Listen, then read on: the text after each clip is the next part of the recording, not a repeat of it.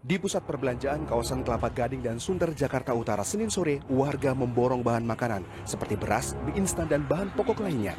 Bahkan sejumlah rak sayur mayur kosong karena diserbu pembeli. Lorong-lorong toko pun penuh sesak. Selain rutinitas belanja bulanan, rupanya mayoritas warga yang berbelanja khawatir bila nantinya kebutuhan bahan pokok di pasaran akan langka menyusul 2 warga positif terinfeksi virus corona atau COVID-19.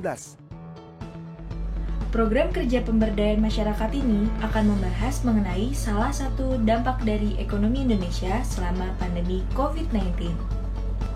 Seperti yang kita ketahui bahwa saat ini virus corona telah menjadi masalah yang dihadapi oleh dunia. Hingga saat ini WHO telah mencatat lebih dari 20 juta kasus terdeteksi yang meliputi yang terjangkit COVID-19 dan juga korban meninggal dunia. Hal ini pasti membuat dampak yang cukup signifikan pada kehidupan masyarakat negara, salah satunya pada bidang ekonomi. Dampak yang dirasakan tersebut adanya pengurangan tenaga kerja, masalah-masalah keuangan di masyarakat, serta naiknya harga bahan pangan di pasaran.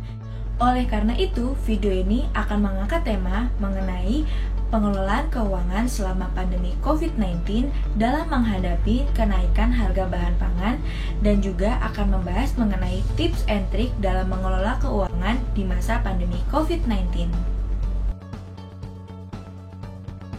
Kenapa sih tema yang diambil untuk proker pemberdayaan masyarakat ini ekonomi?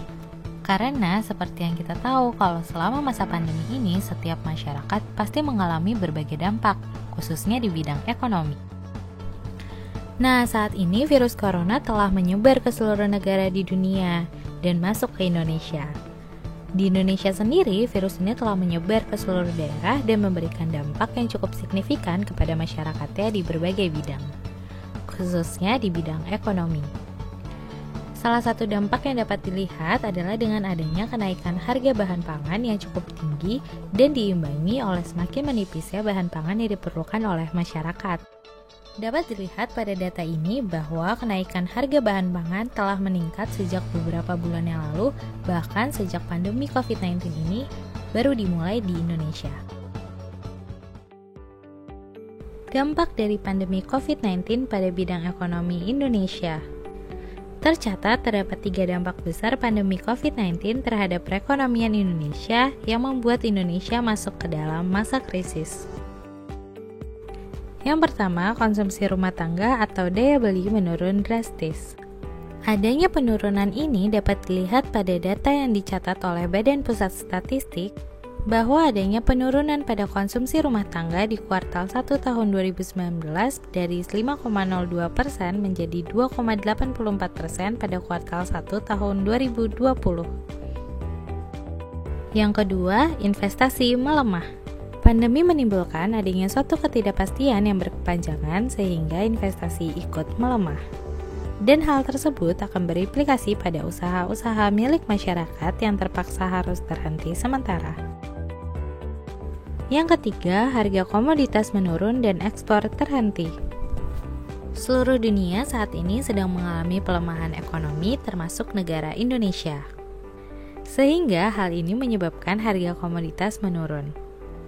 Karena harga komoditas menurun, maka ekspor Indonesia yang dilakukan ke beberapa negara menjadi terhenti sementara. Dampak dari pandemi COVID-19 pada bidang ekonomi Indonesia di masyarakat. Yang pertama, harga bahan pangan yang meningkat. Dampak lainnya dari pandemi COVID-19 ini adalah kenaikan harga pangan yang cukup signifikan. Bahan pangan yang mengalami kenaikan harga antara lain ada cabai, bawang putih dan bawang merah, dan sayur-sayuran serta buah-buahan. Yang kedua, penjualan beralih dari offline menjadi online. Karena adanya pandemi ini, maka setiap pemilik usaha tidak dianjurkan untuk dapat membuka tempat usahanya secara bebas. Dan hal ini menyebabkan adanya peralihan metode penjualan dari yang offline menjadi online dengan media sosial dan e-commerce yang tersedia. Data bahan pangan di Indonesia yang mendapatkan dampak kenaikan harga. Dilansir dari Kompas ID, terdapat 3 kebutuhan pangan yang mengalami kenaikan setelah Indonesia terpapar COVID-19. Di antaranya, gula pasir, bawang merah, dan telur ayam. Grafik berikut menampilkan rata-rata harga pangan sebelum dan sesudah COVID-19 berdasarkan 3 provinsi dengan kasus positif tertinggi. Warna biru menunjukkan Provinsi DKI Jakarta, warna hijau menunjukkan Provinsi Jawa Timur, dan warna orange menunjukkan Provinsi Jawa Tengah. Dari ketiga kebutuhan pangan tersebut, gula pasir, bawang merah, dan telur ayam, kebutuhan yang sangat dirasakan kenaikannya oleh masyarakat adalah bawang merah. Kenaikan tersebut sangatlah tinggi. Faktor penyebab kenaikan harga bahan pangan meningkat. Yang pertama, panic buying. Panic buying merupakan suatu kondisi di mana banyak orang tiba-tiba membeli barang dengan sebanyak mungkin karena ada kekhawatiran akan terjadi hal buruk. Panic buying ini menyebabkan barang-barang yang tersedia menjadi kosong bahkan mengalami kelangkaan. Karena hal ini, maka ada permintaan yang meningkat dari masyarakat dan menyebabkan harga barang tersebut meningkat. Yang kedua, ketidaklancaran transportasi dalam mendistribusi makanan. Karena adanya PSBB atau pembatasan sosial berskala besar yang ditetapkan pemerintah, membuat adanya hambatan bagi transportasi yang ingin mendistribusikan bahan makanan ke swalayan atau pasar. Hal ini juga menyebabkan bahan makanan tersebut tidak tepat pada waktunya dan membuat harga menjadi meningkat. Berikut merupakan visualisasi forecast atau prediksi harga pangan dalam satu periode ke depan, yaitu dari bulan Agustus sampai Juli di DKI Jakarta. Pada prediksi gula pasir, terlihat bahwa terjadi kenaikan harga yang konstan setiap bulannya. Kenaikan tersebut tidak terlalu signifikan. Kemudian dilihat pada prediksi bawang merah, secara keseluruhan terjadi kenaikan setiap bulannya. Kenaikan yang signifikan terdapat pada bulan Maret sebesar 6.465, namun terjadi penurunan yang sangat tinggi pada bulan Juli sebesar 9.841. Selanjutnya prediksi harga telur ayam. Dari grafik terlihat bahwa rata-rata harga telur ayam setiap bulannya mengalami penurunan sedikit demi sedikit. Selanjutnya merupakan visualisasi forecast atau prediksi harga pangan dalam satu periode ke depan, yaitu dari bulan Agustus sampai Juli di Jawa Timur. Yang pertama gula pasir. Dilihat dari grafik rata-rata harga gula pasir setiap bulannya mengalami kenaikan yang konstan. Selanjutnya bawang merah. Rata-rata harga bawang merah mengalami kenaikan dan penurunan setiap 2 atau 3 bulannya. Kenaikan yang cukup tinggi terjadi pada bulan April sebesar 8.651 dan penurunan yang cukup signifikan pada bulan Juli sebesar 6.704. Kemudian prediksi harga telur ayam sama seperti prediksi bawang merah, rata-rata setiap per 2 atau 3 bulan mengalami kenaikan dan penurunan. Kenaikan yang signifikan terjadi pada bulan Desember sebesar 2.779 dan penurunan yang paling melonjak pada bulan April sebesar 2.005.